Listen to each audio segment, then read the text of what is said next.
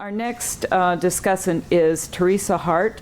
She has been a nurse for 35 years. She's the program manager for perinatal pediatrics and special medical programs of the Defense Health Agency in the U.S. Department of Defense. She'll be speaking to us about moms and babies, moms who are in the military, and a new TRICARE policy on breastfeeding support.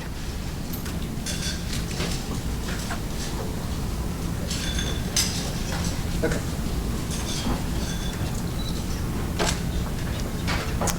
So thank you, everybody.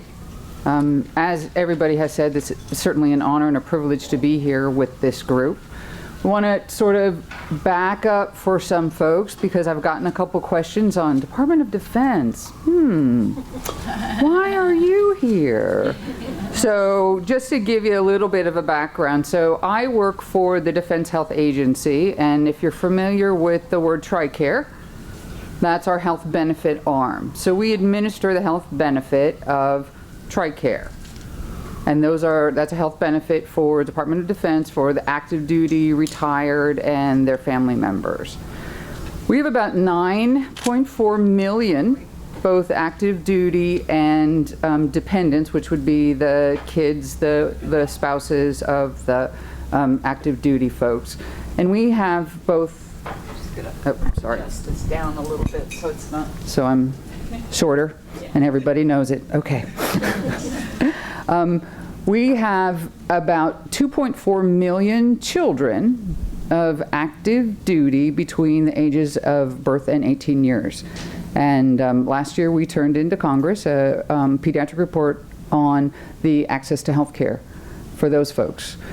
So we do also, Department of Defense does about 100,000 deliveries a year. We do about 50,000 in our military facilities. And we do about 50,000 in the communities where most of you function. So we have a dual arm of our military healthcare system where 50% of it, actually 40% of it is delivered within a military facility, within a military hospital, and the other 60% is delivered in the community with our community partners. And our community partners are United, military and veterans, and they deliver care on the West Coast. Humana, which is our southeast, and then HealthNet, which is our northeast, and then we also are worldwide, so we have international partners. So we are in every country with the military, and in addition, we provide the care for diplomats. So that's sort of the scope of what we do. So then, of course, we have girls that are military, right? So we have our active duty. You've seen an awful lot recently about perhaps the Marines increasing the number of women that they want to start coming in. There's a lot of push in getting more female officers. The Air Force just extended the deployment deferment. So when we deploy, it's going to a remote area. So Iraq and Afghanistan were deployments that now moms in the Air Force do not have to deploy for 1 year. Before it was 6 months, and before that it was 4 months. So we're becoming more savvy to the females that we have in our population. So we just wanted to reassure everybody we have lots of interest and we have lots of investment in the health of our families and the children and the moms. So our big pronouncement, or a big overview in slide 2, tells you a little bit about TRICARE. So, okay.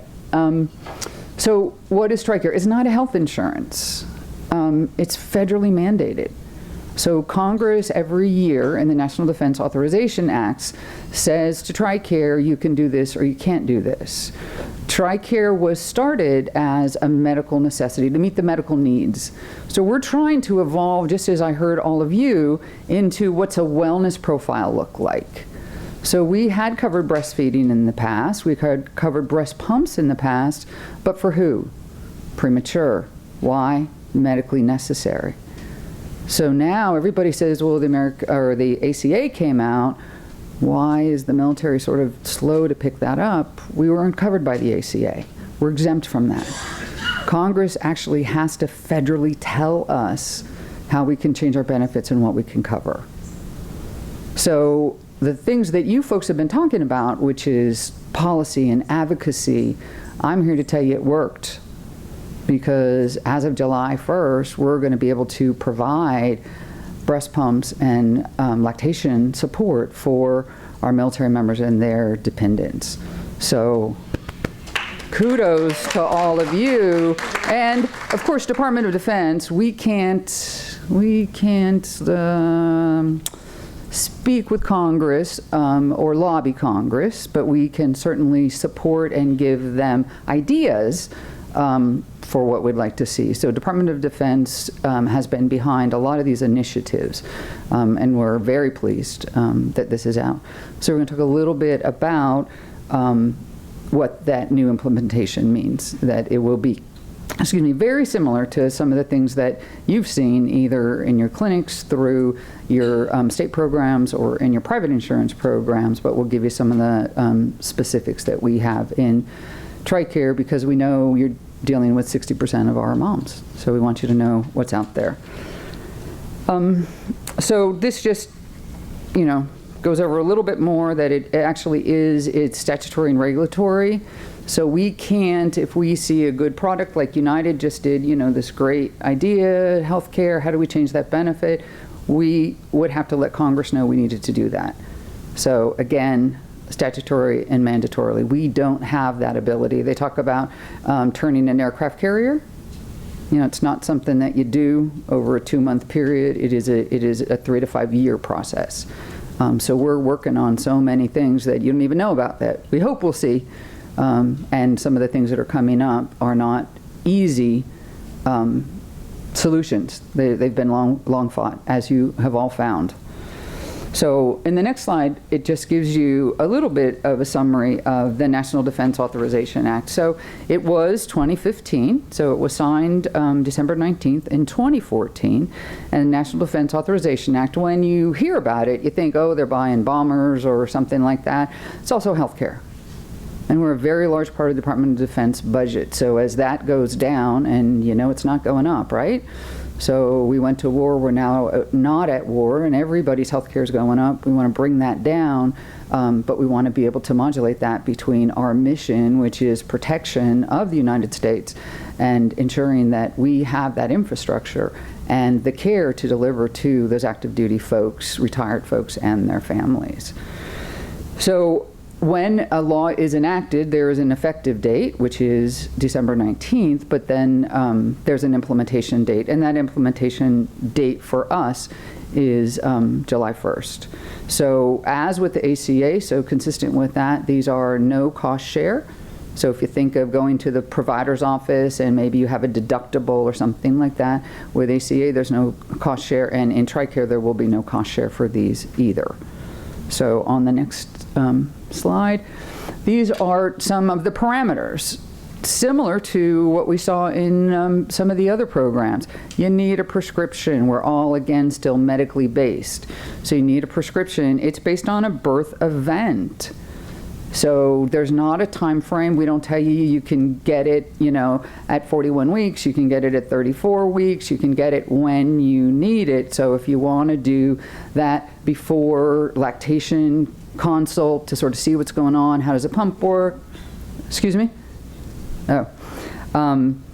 We want you to purchase it from a TRICARE authorized provider. We have many of those. And like any reimbursement program, there are authorized providers and non-authorized providers. So what we don't want is people running out and buying a breast pump and saying, here, cover it. So we want to let people know that these are the steps for being able to do that. So authorized provider. We're also going to reimburse for supplies for 36 months. So, right, we want everybody to breastfeed for 6 months. That's like the gold standard. We'd like to see that as sort of the lowest common denominator. But we're going to cover it for 36 months. And that includes the general supplies. But if it's reimbursement, we're going to want receipts and claims. Otherwise, you can buy it through your managed care support contractor and then just get it shipped to your house. So if you'd rather go out and buy it and then get reimbursed. But we know a lot of our folks, the enlisted folks, are WIC eligible. So they're not going to have a lot of that disposable cash.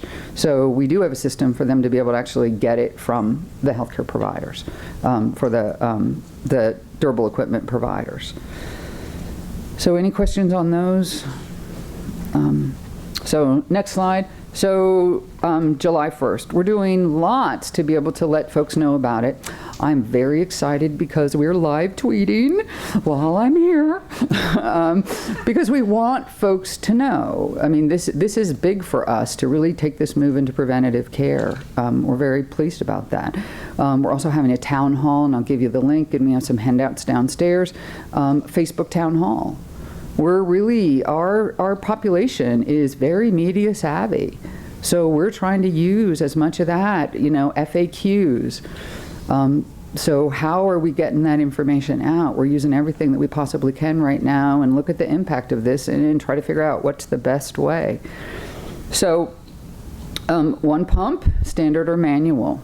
What we're not defining the type of pump. We're saying that, you as the mom need to take a look at that. We don't have a cost amount, but it needs to be reasonable. And it needs to not have luxury items. So what does that mean? I mean, that means that you can't have one that actually will drive your car for you while you're pumping on the other side. So, there's lots of different pumps out there. We're not saying you have to use a specific kind. We're just saying that you need to use a standard, or if you want manual. I mean, everybody has their own preferences on what you want to do. And the supplies, breastfeeding counseling. We know, and we've all heard, that breastfeeding counseling should be a part of your prenatal visits and your postpartum visits and your pediatric visits. So we know that it's integrated, but we also know that we need to cover a little bit more than that. So we will cover 6 general lactation visits.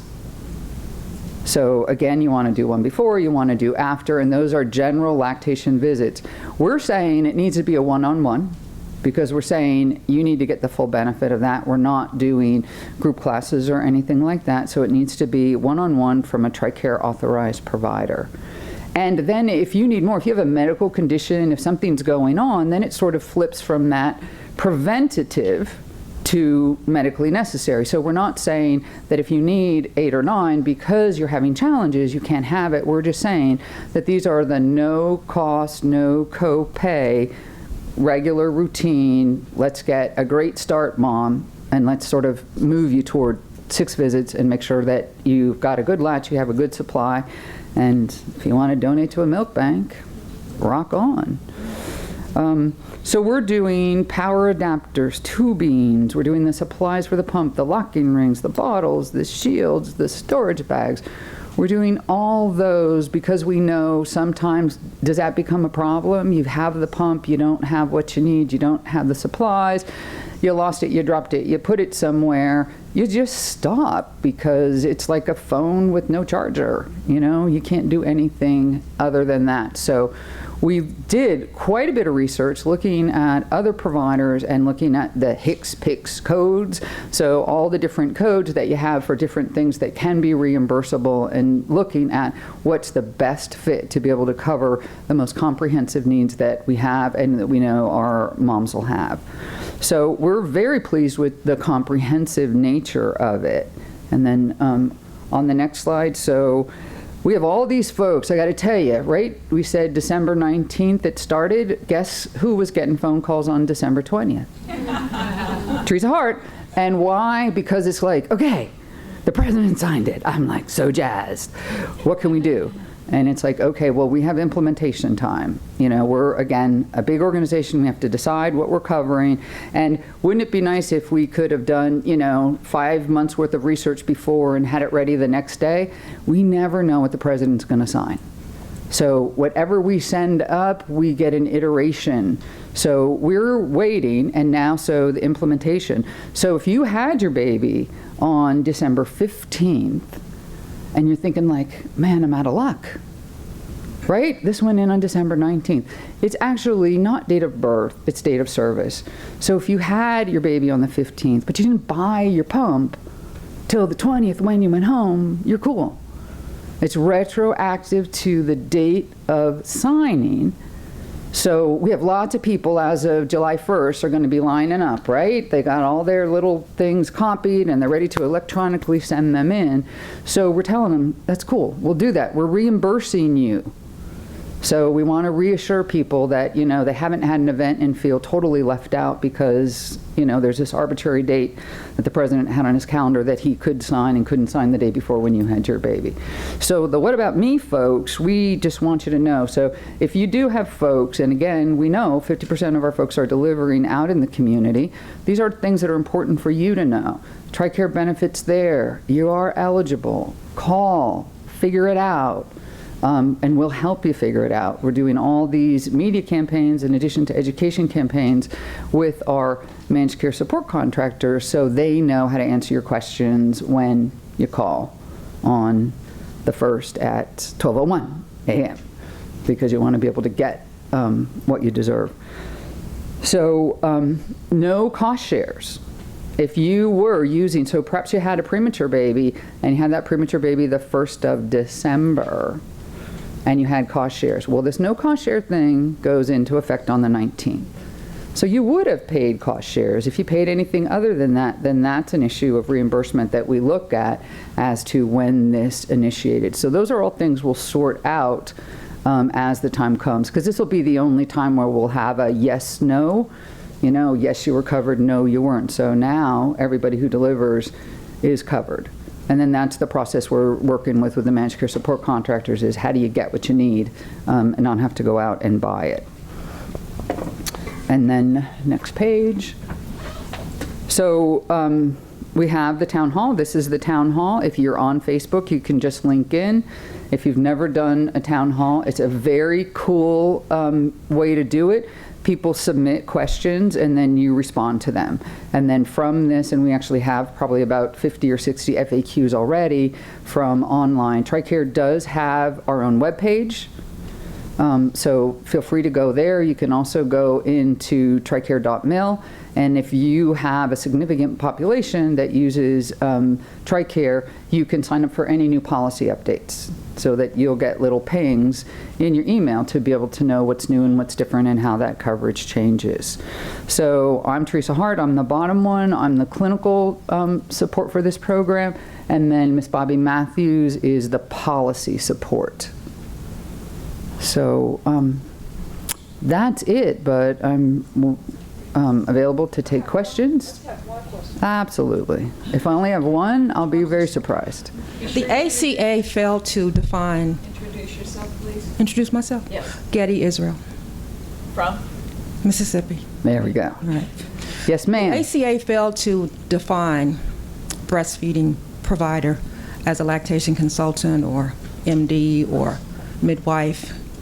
Have you all defined? We have not defined it differently. So a TRICARE authorized provider is a TRICARE authorized provider. So we have not expanded our authorized providers. Mm-hmm. Our lactation consultants. So can the consultant? Lactation consultants are not authorized providers, no. So then what will you do when your members can't get the counseling support they need because the doctor's not qualified to give it to them, which is the case for many women? We know that there's lots of different ways to do that, and you can do it within a practice. So there's a lot of practices that will actually have lactation consultants within the practice, and that provider becomes the umbrella as the authorized provider. But as an independent practitioner, we do not cover lactation consultants, either IBCLC or the LICs. And that's not different than many others. Agreed, not as expensive as it could have been, absolutely. No, I said not good. Oh, not good. Not good. So we should not cover it all? I'm saying you should include the IBCLC. We really want to make sure those women get the counseling they need. Right, and I would ask you, because we had some slides earlier, what does that look like? What is the education? What is the preparation? What is the licensing? So those are the things that we think the IBCLC community is working on because it's not consistent. So as an MD, your credentials are pretty consistent. As an RN, as an NP, those are consistent, and we're, again, worldwide. So as that community solidifies and comes up with specifics and continuity, then that is something, certainly we're always looking for authorized providers and being able to do that, but we can't do it where in this state you're going to be this, in this state you're going to be that. So I think that's what we're looking for from the community, which is why we didn't add it, because we think that that's an emerging community. Thank you. Okay. Okay. Kelly Scanlon, CDC, I have the exact same question if you had defined who the providers for the breastfeeding counseling, and I would agree it would be in, there's so many situations that require that detailed training of a lactation specialists. And so it sounds like it goes to the provider. The provider might actually have the mother meet with an IBCLC, or depending on the situation, a CLC or lactation training. Correct. Okay. And does it include home visit, or is this just a counseling session in a? It does not include home visits Okay. at this time. Okay. But So it is an office visit. And we met one of our presenters here who was actually a physician, and I saw some little initials behind her name that said what? There are physicians with IBCLC training. Right. So let's not say that the provider's not the place to go. Let's say that we want to look at the best ability to be able to reach the greatest volume of folks with the best information. And there's a need for more training of physicians, not necessarily in lactation, but also knowing who the specialists are that they need to. Sorry, that's smaller. Who are the experts out there in the community that can provide the support that's needed. I also just want to thank DoD for having, being a leader in providing all these services. We certainly don't have it across the country in many other settings. And I think, as I mentioned to you yesterday, we see in our surveillance of hospital practice, the MPINC survey, in terms of the quality of support in hospitals, across all the years, we always see the top scores, with the exception of birthing centers, the top scores are in the military hospitals across the country. So thank you for that. Thank you. Thank you. Good morning. My name is Maaike Hart, and I work with UNICEF headquarters in New York. Yep. I have two questions. One is, what were the arguments that, I think not you used, but the people who advocated for these changes, what were the arguments that were used to get to this plan to be approved? I don't know if you know that or other people in the room. And my other question, actually, I'm not sure if that was, if my predecessor alluded to that, and apologies for my ignorance if other people know this, but you said that about half of the deliveries in the military is in military hospitals, and what are the practices there, and is there any link with the baby-friendly program there? Okay, so I'm going to take the second one first. We do have, I think, 3 baby-friendly facilities. Others are looking at it. Our issue and our challenge is the same as some people spoke about, which is the sustainment of that. We do incorporate the WHO guidelines in all of our practices, but we find sometimes that baby-friendly is cumbersome to attain and maintain. So that's the challenges that we have. So we do have some that are. It is not across the military. There are different services. I think that we have 2 Navy, 1 Air Force, and 1 Army at this point. Your other question is sort of, how did we get a win? And I'd love to be able to tell you that it was one thing, and it's not. If you really look at probably the past 5 years, focus on females in the military has been huge. So when we talk about deployment, when we talk about body armor, when we talk about accessibility of medical care in the field, or now they're doing studies on whether the females can go to the front line. So I think that whole piece starts looking at the moms. So the deployment and deployment deferment. So it's like breastfeeding. Psh, you're breastfeeding, we need you. It's mission essential. And it's like, but at what cost? So really looking and saying, what is the long-term gain? So if we send a soldier, sailor, airman, or Marine back to the front, and there's family issues or concerns, or we've, sort of shortcut that wellness, there are bigger impacts to that. So I think it's all those pieces coming together to say, it's not an individual, we're not all male, and we just had this huge 10 years of war where all the idiosyncrasies and the specialties that we need for women to be able to have a combined force. And that combined force was women being able to make inroads into communities. When we talk about culturally sensitive, those women were the spearheads in many of these environments to be able to speak to communities and get information and be able to get cooperation in communities. So they were seen as cultural attachés and cultural warriors in addition to their military standing. So that's what I would say. I think most things in this world we find as a confluence of events, and I think that's where this came from. Hi, Lucy Sullivan, 1000 Days. You talked about and it is a very big advocacy win, getting TRICARE to cover breastfeeding support and supplies. What's next on the horizon in terms of this issue around supporting women in the military breastfeeding from an advocacy standpoint? And sort of a related question, you mentioned that a lot of military families participate in WIC. And is that a potential advocacy opportunity in terms of more and stronger support for WIC in Congress? Thank you. Again, we can't advocate Congress. We can't be an advocate for Congress. WIC is absolutely essential to our folks. One of our big initiatives now is a Healthy Base initiative. So what we're trying to do is saying the population at large, right? We have obesity, we have hypertension. You know, you think, oh, those military folks, they're all squared away. Well, we're getting a little rounder, we're getting a little older, we're doing that whole thing. So used to be, you know, sort of very pro forma with smoking and alcohol, and we're really looking at healthy behaviors. So this is a great tag into that, and I got to tell you, I'm tagging on to any program I possibly can. So the Healthy Base Initiative is a big one. We did a review of all the bases. We want WIC on all the bases, but then the question is, where's the best place for them? Because sometimes they're remote over here. Is it best to have them in the commissary? Do you have them in the child care centers?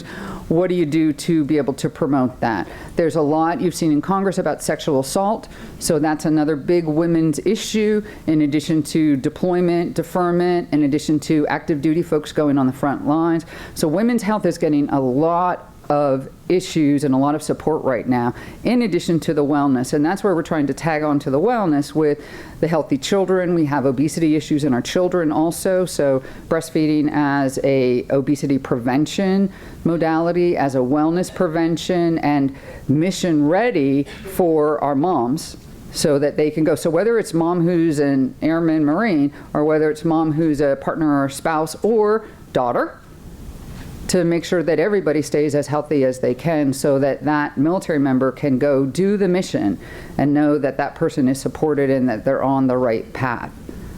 How many military families are on WIC? Do you know? I have no Percentage? idea. I can't, I don't even know. Because some of our challenge is actually to have them understand their eligibility, is because their sense is, you know, sort of, if the military wanted me to have it, they would have assigned it to me. So, so being able to say, and some people, I mean, we've been an insular community and we're trying to reach out more. We want to be able to use some of the community resources to be able to contribute to the communities and be able to see that synergy go both ways. So I think that's one of our biggest challenges. Yes, ma'am. Hi, Stephanie Gable from the Mississippi Gulf Coast. I own Gulf Coast Breastfeeding Center. I had two comments. I wanted to speak to something that Getty had said. It is a win for TRICARE to provide these services, but I think that win is determined by where these moms are. In 29 Palms, California at Bush Naval Hospital, 13 years ago, I was a lactation consultant when we received Baby Friendly. That was an easy achievement there because everyone was on board with lactation. In South Mississippi, I can tell you that is extremely rare. It's not the case. And the providers are not the place to go because they, as a rule, as a whole, are not supportive of breastfeeding. They don't respect mother's decision. They don't promote it. They don't protect it. So we are kind of in a hole, if you will, with this is wonderful, but there's no providers, and if lactation consultants aren't considered, and that starts with ACOG, and my understanding is ILCA is addressing that and hoping to change that so that IBCLCs will be identified. And again, 50% of our folks are in the community, so the infrastructure that you set up is what they would use. And then 50% are in the military. So again, it's that synergy. As the lactation community gets a little bit more defined, and I certainly know in the nursing community, we've been all over the board with, entry levels and education and things like that. We are doing lots. I'm not going to say that lactation is a piece of that, but we are doing lots on telemedicine these days. So is that out of the range of normal? I mean, is that something? I know doing breastfeeding counseling myself, that whole touchy thing is real important, but what does that support look like? So let's not rule that out. So happy to answer any other questions. And again, thank you for inviting the Department of Defense to be able to be part of this.